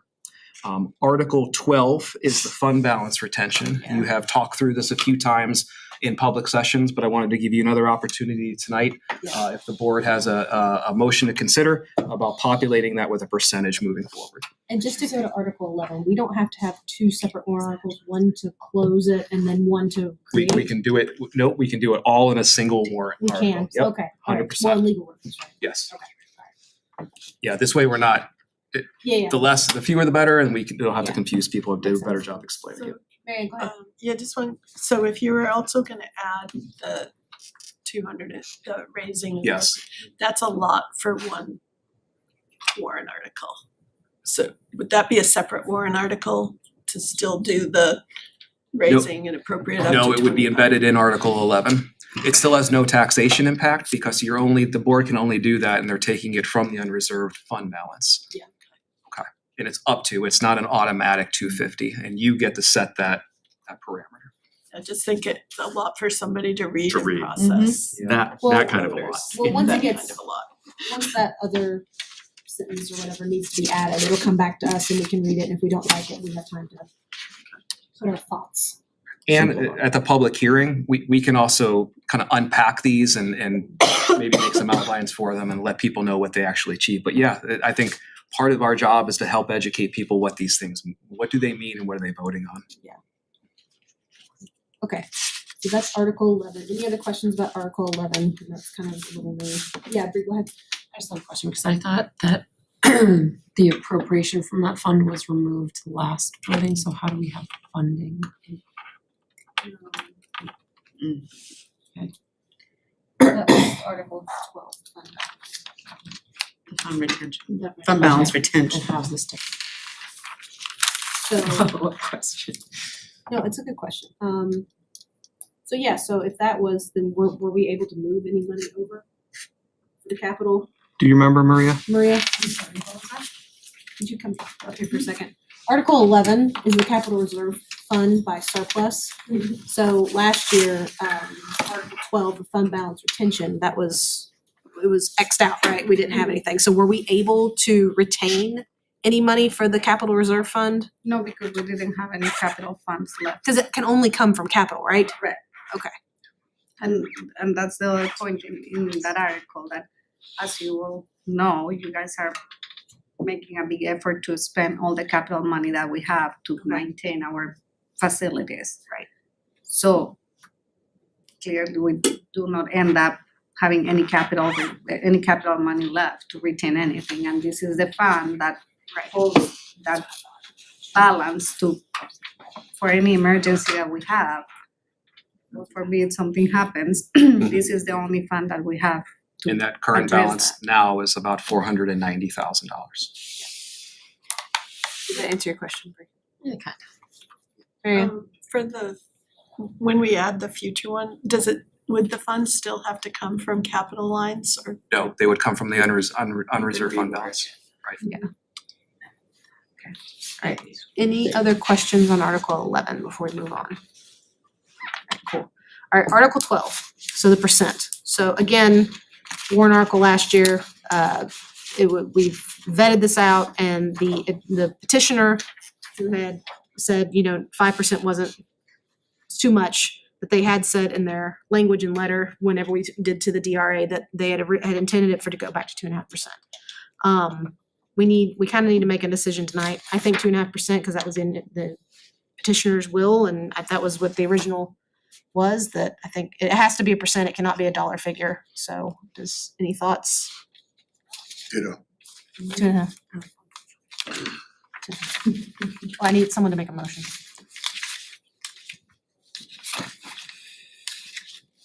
move that we set the fund balance retention percentage at 2.5%. Thank you. I have a motion by Dawn. Do I have a second? Second. Seconded by Shauna. Any other question? Discussion? All right, all those in favor? Opposed? Abstain? One abstention. All right, so you'll have a 2.5 for that. 2.5 there. We'll get that set up for you for the next review with the joint meeting next week. You have a new article in front of you. This is based upon direction from the board, Article 13. Oh, yeah.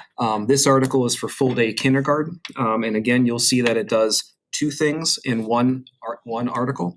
The first it's doing is to seeking to change the articles of agreement, and you can see that language there. The second is identifying the cost figure to move to full day kindergarten in that transitional year at $271,000.12. I'll remind you that I reported out last meeting that if we used this year as the fiscal year and the tax impact for the four towns, that dollar figure to move to full day K would be 4 cents in Atkinson, 8 cents in Danville, 4 cents in Plastow, and 7 cents in Sandown. And this article would require a 3/5 majority.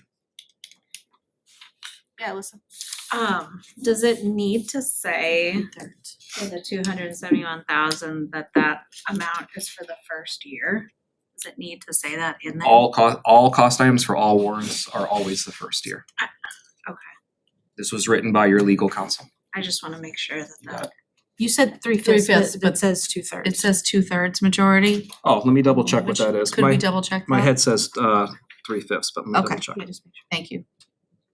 Did you have something, Jack? No, I think maybe a better way to, I'm a big fan of letting people know what the impact would be to them, right?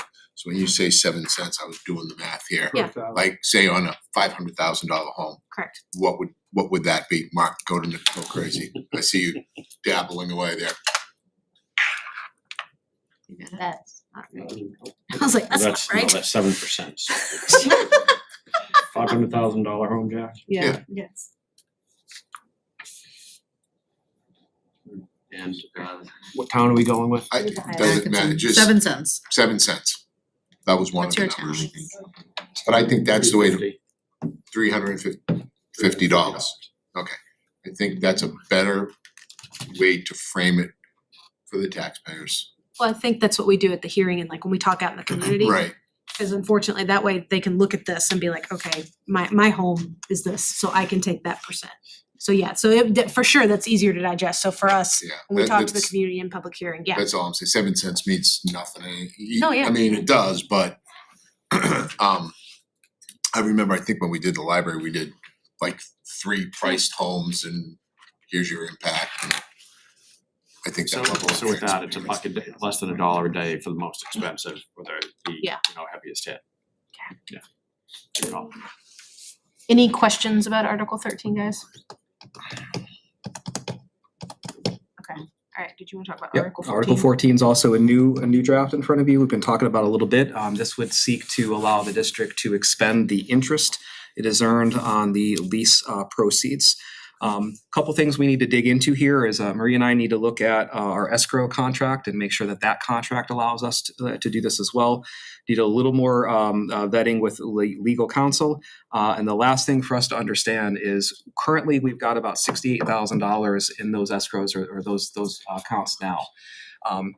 We need to be able to identify a dollar figure in the warrant. And you know what will happen with interest is that dollar figure Yeah. now will be more than whenever it's going to get removed. But I think right now we need to talk more with legal counsel if it has to be that dollar figure. The understanding now it is, Okay. which means that we'll be leaving something behind for maybe the next accrue of interest for coming down the road. But it doesn't seem like you'll be able to solidify the whole thing because we can't forecast what that interest would be come June 30th. But more to come on that. I wanted to give you the first draft of it as it stands now. If I Mark? could just make retraction, point of information, I may have added a 0 onto that. That's I was what just I gonna Thank say, you. I just Thank you. literally was like, hold on a second, let me I was tell you like, what I was that's, just doing. I started multiplying times all the homeowners. So it's Yeah. not 350, it's $35. $35, yes. So I would never I was gonna wait question to the correct vote you here. after public I session. 10 never cents a day. trust my No, math, no. but Oh, we need to do it now. He's- And what is the impact right now? Of not having it? Oh my goodness, that's a whole Yeah. other What do they pay for it now? Oh, right, What right, do they pay so. for it now? So the difference is that you really wanna talk about, not, so if we're paying a little less than half that now, I'll talk with we're Mr. talking Pearson about afterwards. I'll do this 17 myself. Alright, but to Article 14, we've got some interest that we're accruing for the lease, and we're looking to do a warrant article to be able to use it. Is it specific to what we can use it for, or is it to do with what we will? Well, as with the information that we have so far from Right. legal, no, it's to the discretion of the school board where you want to use those. So it could be some extra income and some, okay. And then you said you're gonna get further clarification from legal if it has to be the exact If it has to amount. be the exact amount, or if we could forecast, and we also need to check our escrow contract to see if we're entitled to all of it. Okay. So you can say up 2%. Okay. Any questions about Article 14? Yeah, Bree, go ahead. So potentially, could we be, if this gets voted in, and that's just a straight majority, right? Oh, that's required. Looks like it, yeah. That could maybe offset some of the special education costs for like this fiscal year that. We can make a decision to offset a cost, or we could make a decision to put it toward a project that Timberlane has never considered, but we have a need for now. Either way. All right. Any questions about the warrant articles? Again, it'll be towards the end before we actually approve or vote on them. Okay, moving on, administrator's report. Am I going first? Sure.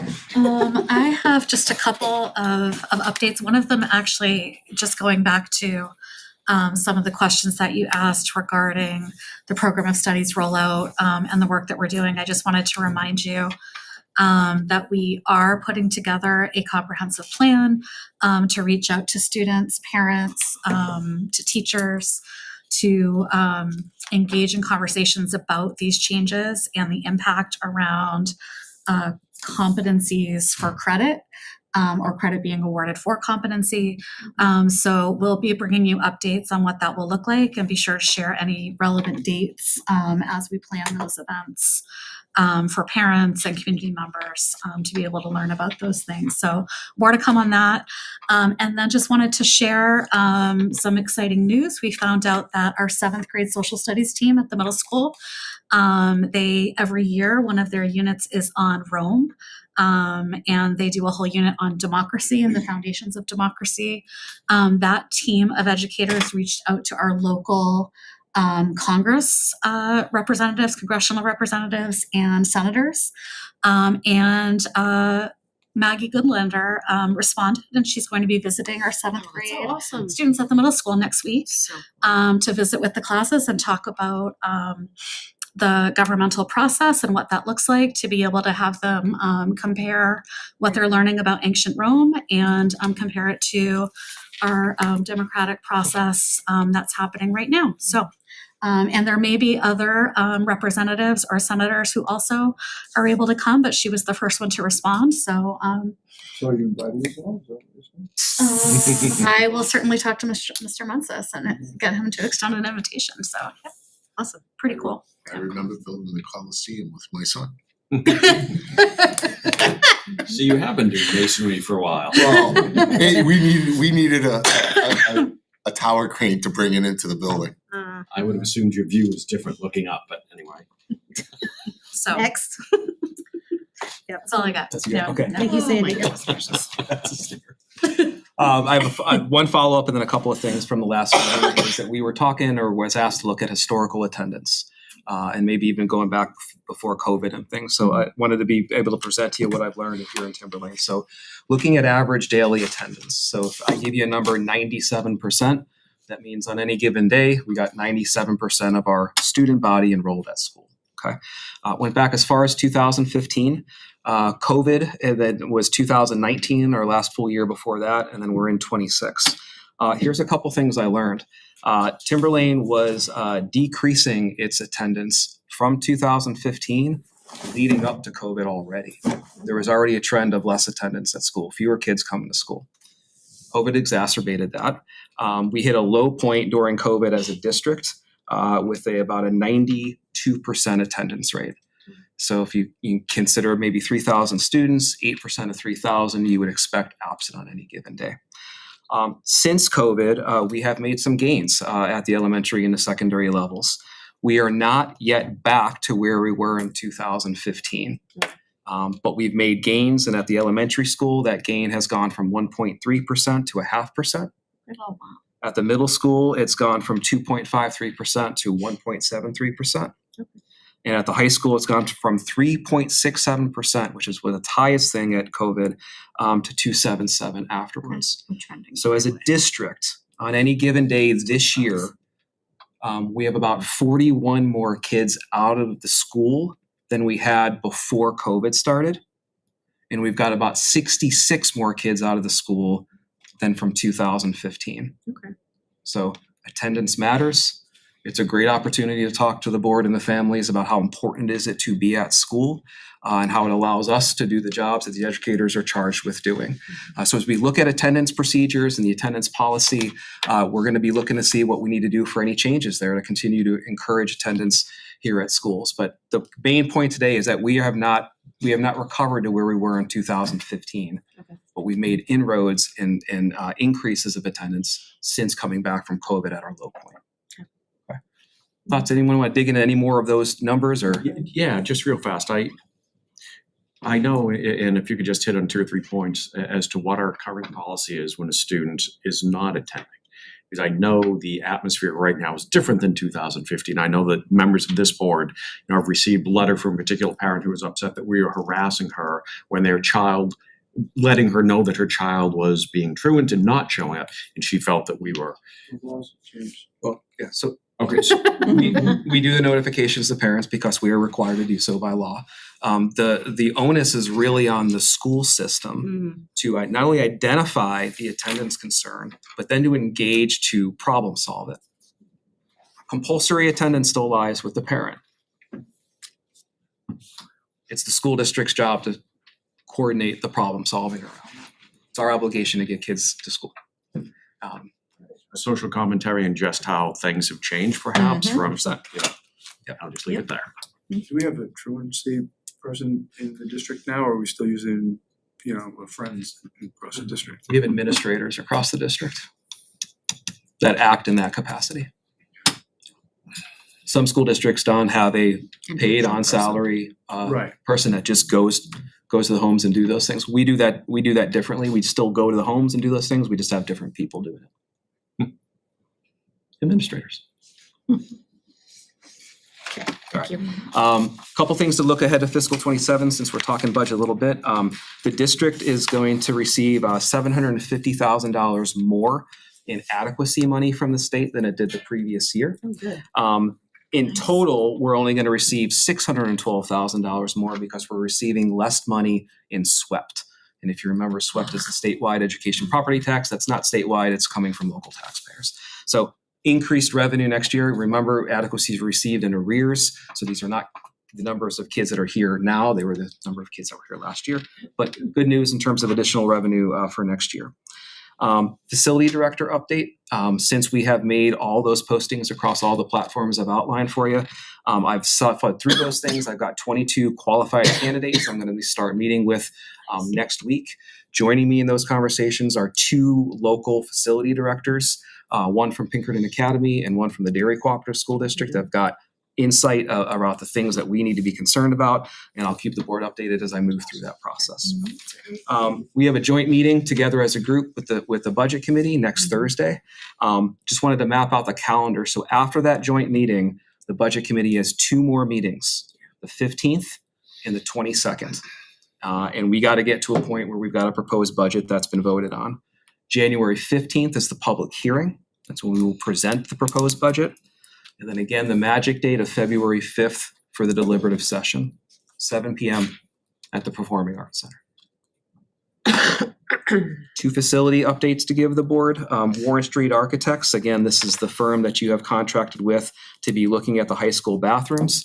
They have met with us here and have got some conceptual ideas. We're going to be asking them to come to the facilities committee very shortly and update Mark and Jack about what those projects could potentially look like and maybe get a little bit more refinement before it comes here before you. Second update for facilities is the envelope consultants. We've got 2 people still in play from their visitations, Gail and BES. They have both submitted some thoughts in terms of what those bathrooms could look like. Facilities Committee will also be soon reviewing those and bringing any recommendations to the full board. Lastly, and I want to thank Alyssa for this because it's absolutely timely with our conversation, she asked me to bring something around open enrollment school districts and preview for the board. And some of you have chimed into this. Marianne may have been at the School Boards Association and all those things. You may have heard these things. You may have no information, but I think it's about time that I give you some of this. So, Title 15, Chapter 194. Fairly new in the state of New Hampshire. It establishes school districts with the ability to become open enrollment school districts. It's a term you've heard before. I've used it for charter schools. What is an open enrollment school district? It is a school district that not only receives students from its own catch base, the 4 towns in our case, but also votes by the public to allow students from other school districts to attend its school district. Any question on that definition? No. You are an open enrollment school district. You can receive students from your catch base and from other school districts. I'm just thinking back to Vree's question about the not being able to, have, CTE courses and stuff like that. Does that change access across the state to things like that, or? Yes. So let me talk about that and some considerations. And what's the So that's the definition. What's the process? How does a school district become an open enrollment? There's one pathway right now. It's through a warrant and by the vote of the governing body, which here is the voters. Okay. That's how it has to happen. And here's some considerations to think about open enrollment. Currently, there are 2 designated open enrollment districts in the state only. One is in Franklin. They have no active students engaged, resending or receiving. The other is in Mount Prospect. They are the only district right now that is actively engaged with open enrollment, meaning they have sent and received students. Just like charter schools or open enrollment schools, when a child goes to another school district, the sending district remains their LEA and is responsible for the special education services that child may or may not need. The other consideration is if you've got a child who goes to another open enrollment school, the sending district is now obligated to pay up to 80% of the cost per pupil to the sending district. There was a Supreme Court decision in New Hampshire in October that settled that. There was a whole lot of discussion around, well, if Timberlane doesn't become an open enrollment school and one of our kids wants to go to an open enrollment school, because the voters haven't identified us as one, we do not have to financially support that student going. The answer is yes, you do. If we have a child who is going to an open enrollment designated school, Franklin or Mount Prospect right now, it's very clear by the New Hampshire Supreme Court that Timberlane would be responsible for that cost. So much so that in the chapter, we actually have to have a line in our budget this year for open enrollment. We're going to populate it for $1 right now. A couple other things to consider. Transportation remains the responsibility of the parent. Okay, the school district does not have to, the sending or receiving does not responsible for that. And the selection of pupils from the receiving school can be a lot of different things. It could be for a particular school, particular subject area, program, aptitude. So it allows the receiving district a whole lot of control of what type of students they're going to be accepting as a receiving school. Questions, discussion? So in theory, we could say we only want to accept students who are currently have a GPA of 3.5 above and are involved in 4 extracurricular activities. Correct. So it's not technically a free for all, but it could definitely. Depends how you define it. Yeah, but it could get really sticky really quick. I just think of the projection for budgeting. How do you budget for it? That I think is one of the main concerns. And it changes the model of the playing field where you are entitled to go to school in your catch basement area. this opens that up and it puts the financial cost for those on the taxpayers of the community about the decisions those families are gonna be making for those kids. So I think there could be a lot of advantages here for Timberlane, for the things we do really well. I'm also really concerned about what it does to the makeup of public education across New Hampshire and this idea of selecting pupils. I'm not so sure that aligns with a spirit of open public education. Alyssa, Bree, and then Mark. So if us as a board decided that we wanted to bring this to the voters to become an open enrollment school, do we at that point have to decide what we're opening for? Or can we just say we want to be an open enrollment and then it's down the figure it out later. road, we decide what we're gonna pick and choose? I would- Like, is it every single time we wanna open for a certain subject or whatever, do we have to do the voting all over again, Can or are we define just, criteria? yeah, do we have to define it right As away? I understand it right now, let's say the warrant is simply, are you an open enrollment school? Yes or yes. Okay. Simply your action affirmative. So it's a, We wouldn't have to talk about what our plan was, but I would encourage this group, if this is something you're considering doing, I want to have a plan as a district about how we're gonna actually implement. yeah. So But I'm just I curious. push you to wanna know all those things Yeah. up front. I'm just curious if I've got them and that that plan has to be presented right away in a warrant article, or is it just simply yes or open no. enrollment, yes or no? That's my understanding. So if the voters were to choose open enrollment, let's just say, is it you can choose yes this one, no this one, yes this one, with no rubric, let's call it? I think you put an advertisement out in front on that nice little, bright, little announcement board that we have and Well, we we're can put looking that nice for music department advertising. Look at all these students that were, Is it like, you know, we're gonna only accept music students, and Like- so then we get all those? Or is it, you know what, this application looks really good, but that one I don't think we want, and this one, like, what is the process? Well, I would encourage you that whatever, if you're gonna have a selection process, it just needs to be standardized and clear. That's what And I it wanna can't make- change. Okay, Yeah. I just wanna make, that's what I wanna make I sure, think we like, would it have some wouldn't change. discriminatory Yes, concerns. okay. And then, When she's done. I'm not done, thank you. And then. I heard the intake of air.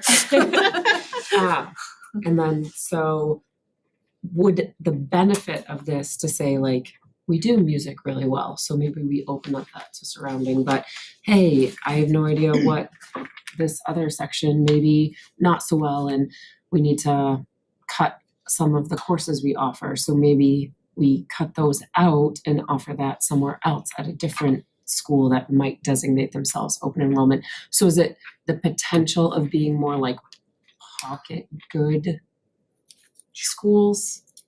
Potentially. I think we could talk about all the what ifs. Yeah. One of the what ifs that I think about is that we've got 150 plus kids that do CTE programming and they travel. If I'm one of those kids and Salem and Pinkerton becomes an open enrollment school, why wouldn't I just go there? Yeah. For the day? They don't lose. Because why would I lose time traveling? Why wouldn't I take another class? Why maybe graduated early? And that gets into like, how does a district plan when there could be that degree of swings of student enrollment? And then what's left here and it's the selection process that I think I am most concerned about. This is an amazingly complex thing that we need to wrap our minds around. It's a two-edged sword. On the one hand, we could be losing those students going to Pinkerton or Salem and losing that student base and that part of our, population community. On the other hand, we could be attracting, wrestlers and musicians and artists. However, I wouldn't want to be the catch basin for our students, from Salem, wherever, who are not necessarily thriving in their school and then escape here. There is that potential as well. Unless you're trying to grow a program like that to help those kids that struggle, I think it's all a matter of what you're preparing, what you're offering and, how well you do it, and whether then you have room. Like, Right. we have schools that you couldn't fit a fifth grader or a fourth grader in a given year. So there's a lot of things that are not gonna be the same year to year, based on, the capacity that you have, and that changes. Jack? Yeah, let me be unprofessional and Jack Sapia for a moment. Are we nuts? They're from an administrative standpoint, from a forecasting standpoint, I see this being a complete, from a production management standpoint, you want to have as least amount of moving parts as possible, right? We just went over special needs today and all that focus and everything that takes in. Let's do what we do well and let's focus on our own kids. I see this being a total train wreck. That's just, at first glance, that's what I see. And I don't want any more burden being put on our administrators, which I believe that would be a burden. I'm not gonna ask you for your opinion, put you on the spot, but it's that many more things you guys are gonna be called upon to do and manage during the course of the year. I wanna focus on our kids. But question, if this new law that's coming up and everything, that if we put this on warrant and the voters vote yes, we wanna be open. And then say 3 years down the road, we're like, no, we don't wanna do open, or another school that we're sending kids to decides at that point that they don't wanna be in open enrollment anymore. Does it then have to go back to warrant? That second one is a great question. I don't know what happens to that kid in that Then- situation. But the Yeah. voters can absolutely, the way you remove it is you have voters rescind. So then if the voters rescind, then what happens to those kids? Or is the Another open school- question. Is the school obligated till the kid graduates, just for the year? All that stuff is not settled. You know, 85%. 80%. 80%. So we suck up the extra 20% of educational costs, so it'd be a net loss for every student we bring in. Depending on what the average cost per Yeah. pupil is in the sending district. Bedford, we'll take Bedford. Alright, Marianne, sorry. So I think more unpredictability and risk if schools, if Around us. districts near us Correct. become open enrollment than if we become open enrollment. So if we become open enrollment, That's gonna trigger. even if we're only getting 80% of some other districts' average cost per student, the average cost per student includes a lot of fixed costs that would not cost us anything. Like if we have another student Transportation. in high school go into classes, we're not busing them, we're not adding a teacher, we're not, We're absorbing them in our general anything operation. facilities on the high school doesn't change. So we're not eating costs that way. Would that include transportation cost in the analysis for average cost, average student cost? Is part of that baked into that? Transportation's not part of Transportation's that. not baked into No, that. it's not. Okay. Neither is capital pieces, I think.